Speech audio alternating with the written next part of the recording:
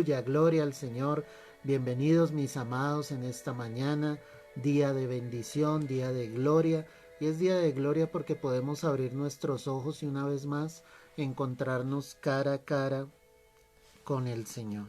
Yo quiero que tú mires conmigo en la palabra, la carta del apóstol Pablo a los romanos, carta a los romanos, y vamos a estar observando el capítulo 1, el verso 16, Romanos capítulo 1, verso 16. Dice la preciosa palabra del Señor: porque no me avergüenzo del Evangelio, porque es poder de Dios para salvación a todo aquel que cree, al judío primeramente y también, dice la palabra aquí, al griego, porque en el Evangelio la justicia de Dios se revela por fe y para fe, como está escrito, mas el justo por la fe vivirá. Amén y amén. Entendamos lo que está mostrando la palabra. Esta carta es escrita por el apóstol Pablo y él estaba escribiendo a la iglesia que estaba en Roma y les está diciendo algo muy claro, lo que él sentía en su corazón en relación con el Evangelio, lo que él sentía en su corazón en relación hacia lo que Dios estaba obrando en su vida. Y él decía efectivamente que no se avergonzaba del Evangelio, de dar esas buenas noticias a todos los hombres, sabiendo que esas buenas noticias serían realmente para salvación. Mostremos en esta hora y pensemos de qué manera nosotros nos sentimos orgullosos, fieles en Cristo Jesús del Evangelio que hemos recibido. El Evangelio siempre va a ser atacado, el Evangelio siempre va a ser menospreciado, pisoteado muchas veces por los hombres, y en el engaño de Satanás, Satanás intentará traer sobre muchas vidas efectivamente un evangelio contrario al evangelio que el Señor está declarando en nuestras vidas. Entonces yo quiero que en esta mañana tú y yo estudiemos estos dos versículos que están acá en la palabra, para que nos demos cuenta la profundidad de lo que Pablo le estaba diciendo a los creyentes que estaban allí en Roma. Entonces, hablando en primera persona, él dice: yo no me avergüenzo del Evangelio. O sea, en ningún momento tú puedes sentir vergüenza del Evangelio del Señor. En ningún momento tú puedes sentir vergüenza de lo que Dios ha hecho en tu vida, de las buenas noticias que efectivamente han llegado sobre tu vida. Por lo contrario, te debes alegrar, te debes gozar de esas buenas noticias que efectivamente han llegado sobre ti, porque son las buenas nuevas de salvación. O sea, es una buena noticia como cuando tú recibes la bendición de un trabajo, como cuando sabes que recibes la recompensa por ese trabajo. Una buena noticia es cuando un hijo llega a la familia, a casa, cuando aquel que se había perdido vuelve nuevamente a los caminos de Dios. La noticia del Evangelio es una noticia mucho más grande, es una noticia superior que te debe llevar a ti a gozarte y obviamente a no avergonzarte realmente de lo que el Señor está mostrando a través de la Escritura. Pablo era consciente fielmente de que quién era Cristo en su vida, quién era el Señor realmente en su vida. Y Cristo tiene que ocupar el lugar más importante en tu vida. No puede haber por encima del Señor otro más grande que Él. No puedes avergonzarte el hecho de ser cristiano. Si tú miras la Escritura, quiero que vayas a primera carta del apóstol Pedro, sin perder allí donde estamos, y observes el capítulo 4, el verso 2. Dice la Escritura: amados, no os sorprendáis del fuego de prueba que os ha sobrevenido, como si alguna cosa extraña os aconteciese. En el contexto en que el apóstol Pedro está escribiendo, habla de ese fuego de prueba que había sobrevenido sobre la iglesia. La iglesia estaba siendo perseguida, y estaba siendo perseguida por causa de ¿quién? Por causa del nombre de Cristo. Pero el mismo Pedro les dice: no se sorprendan de esto, porque es algo que es necesario, es algo que le pasa realmente a los hijos de Dios. Entonces dice, como si algo extraño les aconteciese, o sea, una consecuencia genuina, verdadera de que Cristo haya llegado a una vida, es que efectivamente el diablo se va a levantar y va a perseguirte, va a tratar de que tú mengues, de que desistas en tu fe en el Señor, de que te apartes, de que como empiezan a haber ataques del maligno sobre tu vida, entonces tú mengues en tu búsqueda de Dios y sencillamente quieras apartarte de los caminos de Dios. Pero por lo contrario, Pedro anima a la iglesia acá en este contexto y dice en el verso 13, sino gozaos por cuanto sois participantes de los padecimientos de Cristo, para que también en la revelación de su gloria os gocéis con gran alegría. Qué bonito eso, o sea, él dice, no se entristezcan, ¿sí? Por lo contrario, gócense porque están siendo participantes de los padecimientos de Cristo, o sea, es por causa de Cristo que el mundo te está aborreciendo, es por causa de Jesucristo que el mundo ya no te ama, porque ya no haces parte del mundo, gózate con gran alegría. Y dice en el verso 14, si sois vituperados por el nombre de Cristo, sois bienaventurados porque el glorioso Espíritu de Dios reposa sobre vosotros. Es decir, si el mundo te está aborreciendo, si los que antes te amaban ya no te aman, la palabra me está diciendo que yo soy bienaventurado. Es decir, que debo sentir dicha, debo sentir gozo porque el mundo ya no me ama, porque ya no está siendo parte del mundo, porque sobre ti realmente está morando el precioso y glorioso Espíritu de Dios. Él es el que está reposando en nosotros. Por eso es que retrocediendo a lo que Pablo decía allí en Romanos, él dice, yo no me avergüenzo del Evangelio.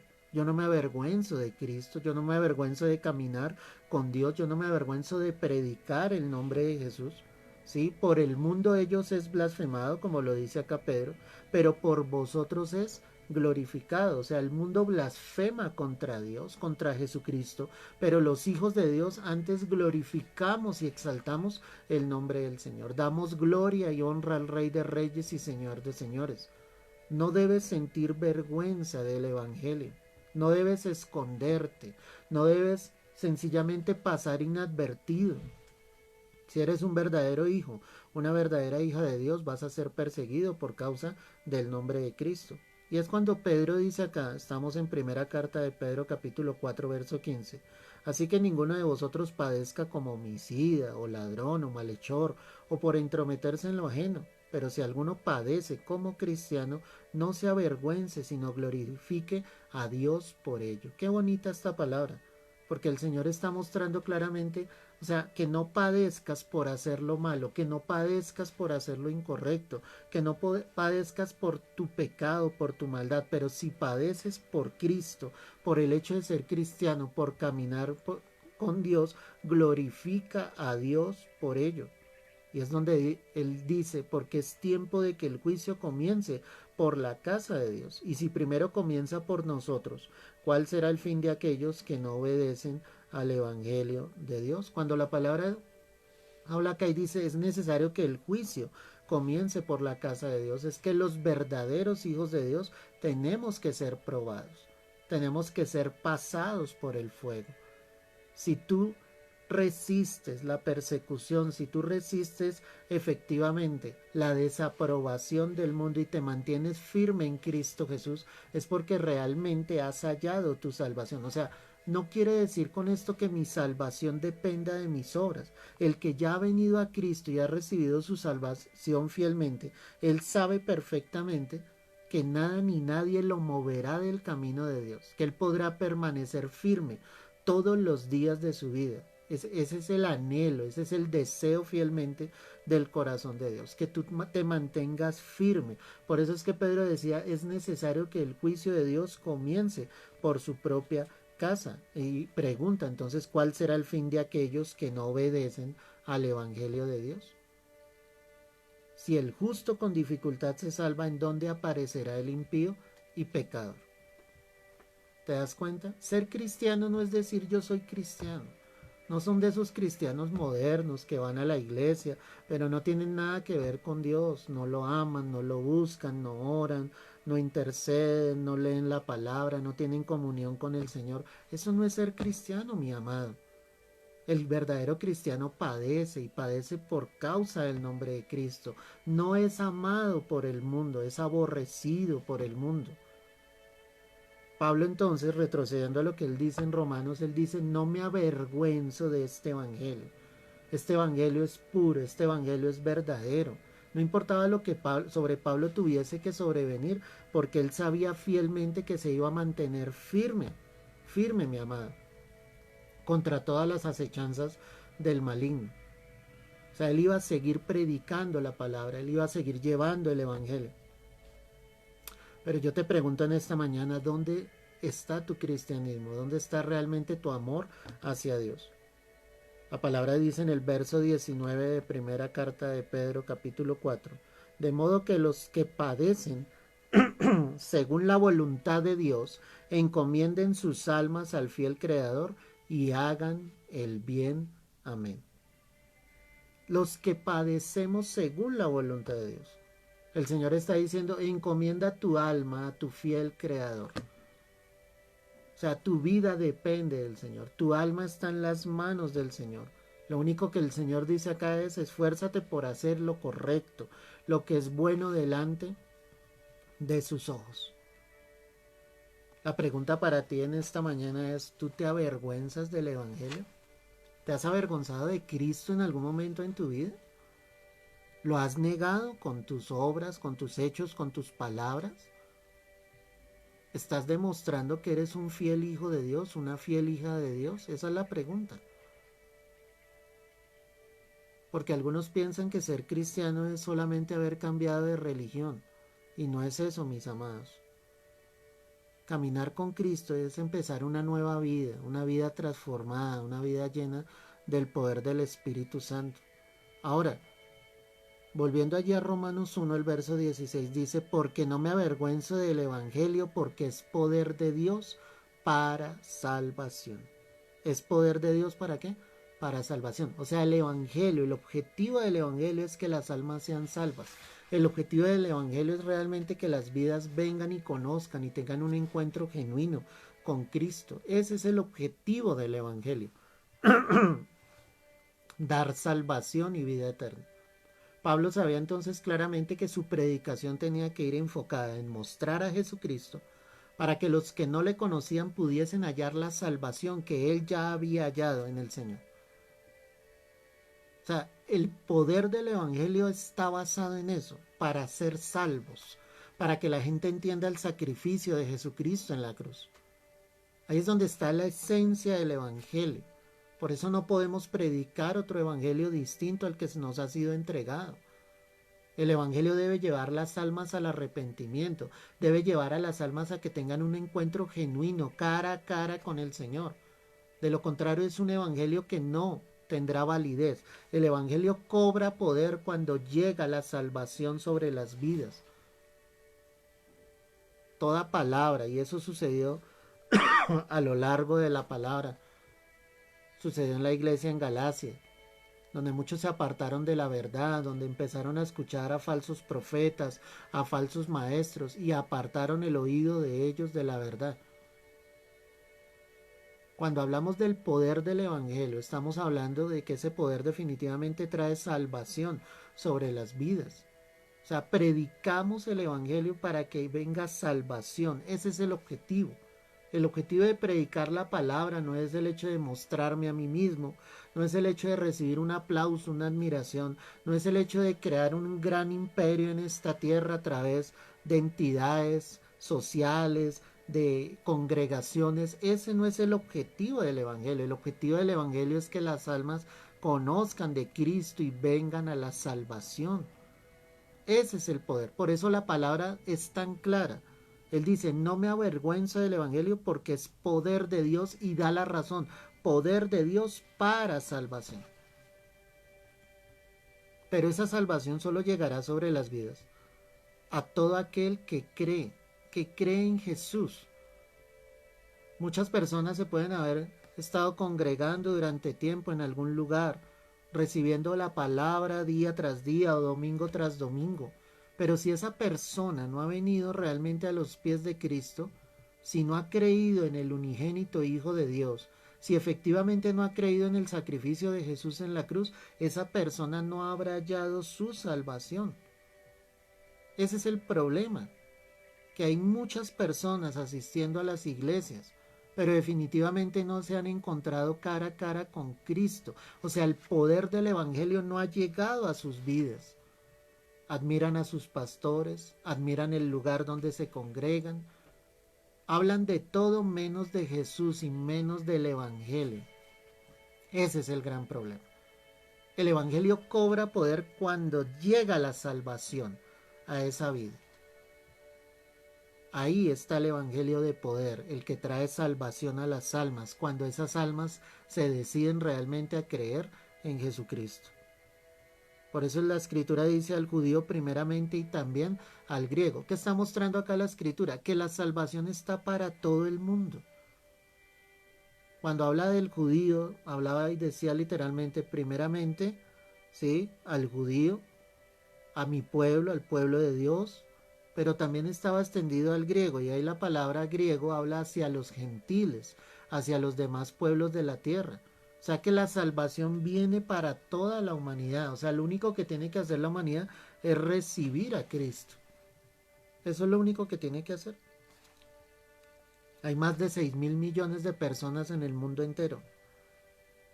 Y de esos 6.000 millones de personas, escasamente llegaremos a un 10, a un 15% de cristianos, de personas que dicen ser cristianas. Si estamos hablando de ese 10%, estaríamos hablando de unas 600 millones de personas, hablándolo a vuelo alto, que a valor de 6.000 millones de personas, el mundo no está siendo evangelizado, las personas no están llegando a conocer de Cristo, y lo peor, las almas están yendo a una condenación lejos de Dios. Porque no podemos dejar el evangelio puro, el evangelio verdadero, para empezar a predicar otras cosas. La necesidad primordial de Dios es que las almas vengan a arrepentimiento. Por eso tú tienes que ser sensible a la voz de Dios cuando estás escuchando este mensaje. Saber si realmente tú has llegado a los pies de Cristo, saber si has nacido de nuevo, saber si realmente ya tienes esa salvación en el Señor. Porque el evangelio traerá poder de Dios para salvación, para todos los que quieran recibir el amor de Jesucristo.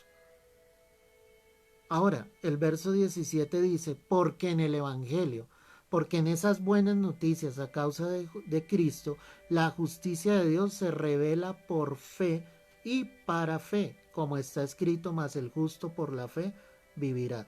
En el evangelio, la justicia de Dios. ¿Qué quiere decir esto? Que el Padre cargó en Jesucristo el pecado de todos nosotros. Es decir, para que nosotros fuésemos declarados justos delante de Dios, tuvo que haber muerto el justo, que era nuestro Señor Jesucristo. Quiero que mires conmigo Romanos 3, verso 21. Pero ahora, aparte de la ley, se ha manifestado la justicia de Dios, testificada por la ley y los profetas. La justicia de Dios por medio de la fe, ¿en qué?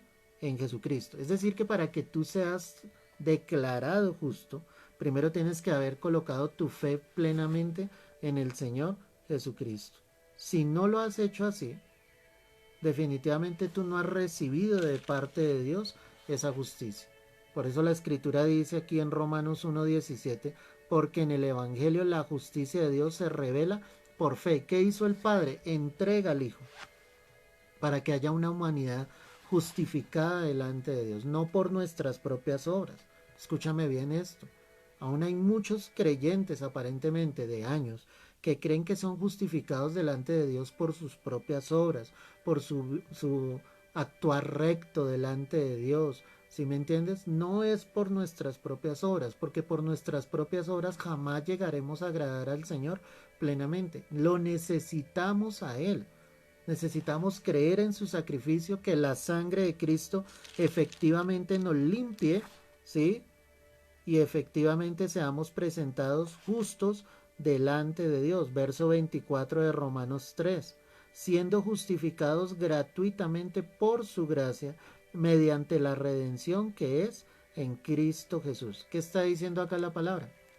La palabra está enseñándonos que fuimos justificados gratuitamente, es decir, no fue por tus obras, no fue por lo que tú hiciste, no es por el hecho de que tú estés predicando la palabra, sirviendo dentro de la iglesia. Hemos sido justificados gratuitamente por su gracia, quiere decir, por un regalo que ninguno de los seres humanos sobre la faz de la tierra merecemos.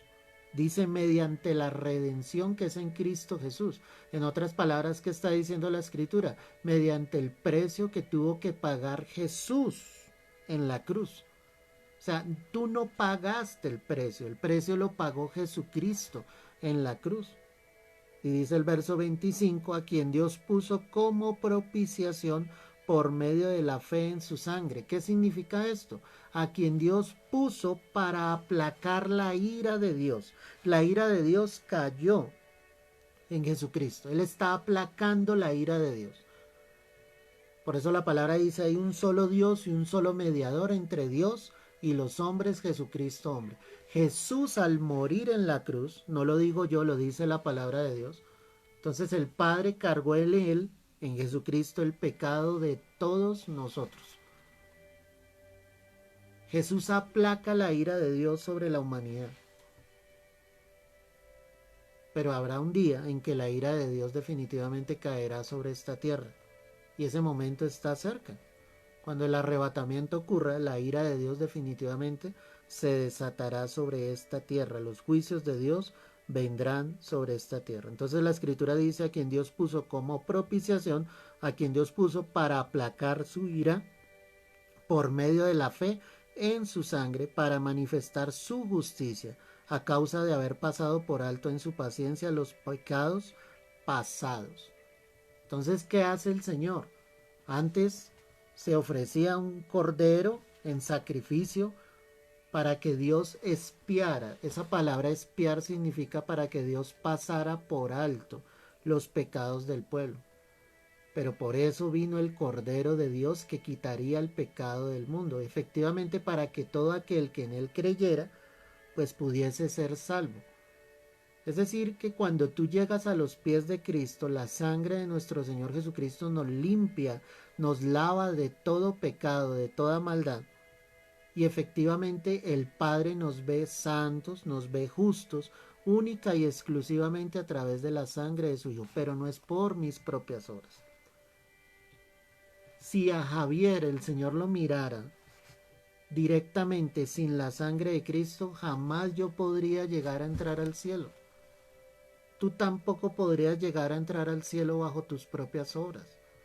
Es el sacrificio de Jesús. Todo esto, ¿por qué te lo estoy explicando? Porque el apóstol Pablo decía en el verso 17 de Romanos 1, porque en el Evangelio la justicia de Dios se revela por fe. El Padre coloca el Hijo y dice, y para fe.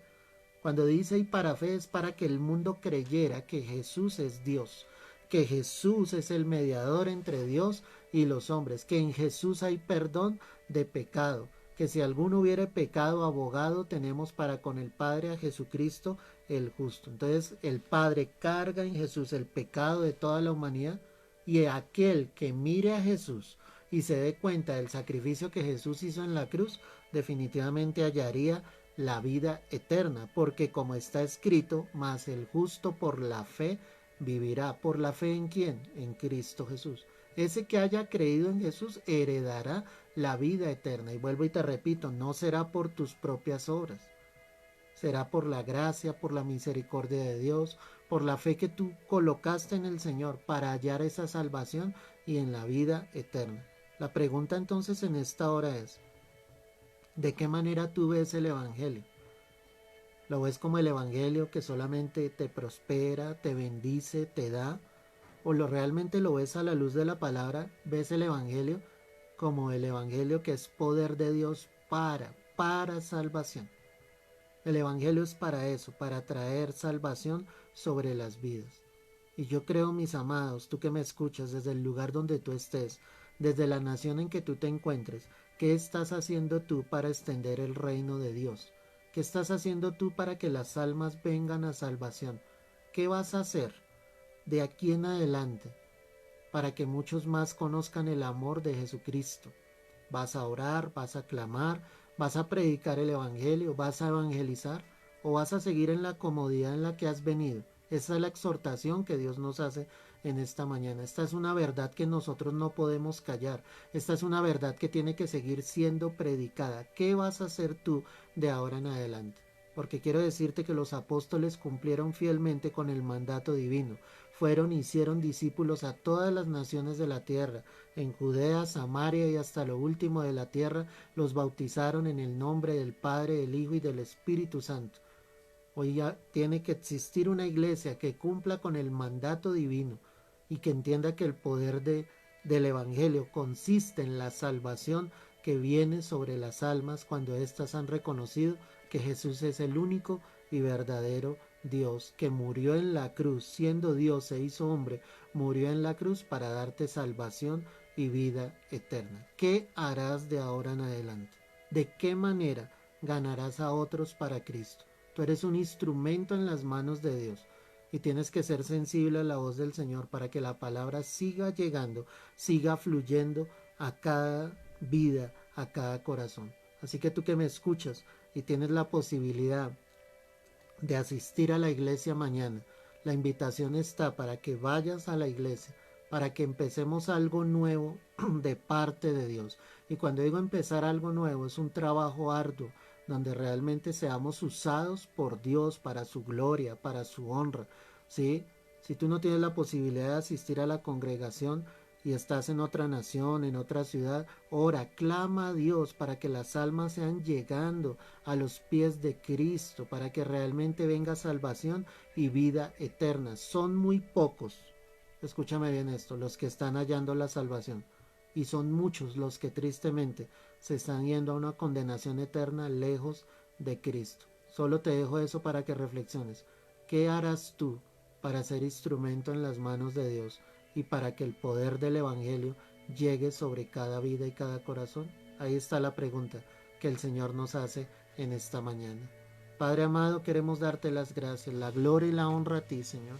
Yo quiero pedirte, Señor, en esta hora, en el nombre precioso y poderoso de Cristo Jesús, que podamos ser instrumentos en tus manos, instrumentos que tú puedas usar, Señor, que no nos avergoncemos del Evangelio, que sepamos claramente quién eres tú en nuestras vidas, quién eres tú en nuestros corazones, Señor. Hoy yo te lo pido en el nombre de Jesús, levanta vidas, hombres, mujeres, siervos que quieran llevar la palabra, Señor, hombres y mujeres que puedan ser usados por ti para que el Evangelio llegue a muchas más vidas, Señor. Hoy te lo rogamos, Señor, y te lo pedimos en el nombre precioso de nuestro Señor Jesucristo. A ti sea toda la gloria, Señor, a ti sea toda la honra, Padre Celestial, que esta palabra confronte nuestras vidas y nos lleve realmente a cumplir con esa gran comisión que tú has encomendado a tu iglesia, Señor. Hoy te damos las gracias, te damos el honor y la gloria. Es en Cristo Jesús, Dios Todopoderoso. Amén y amén. Amén, mis amados. Gloria al Señor. Bendito sea el Señor por su preciosa palabra, porque nos habla, porque nos exhorta y de la misma manera nos lleva a cosas nuevas.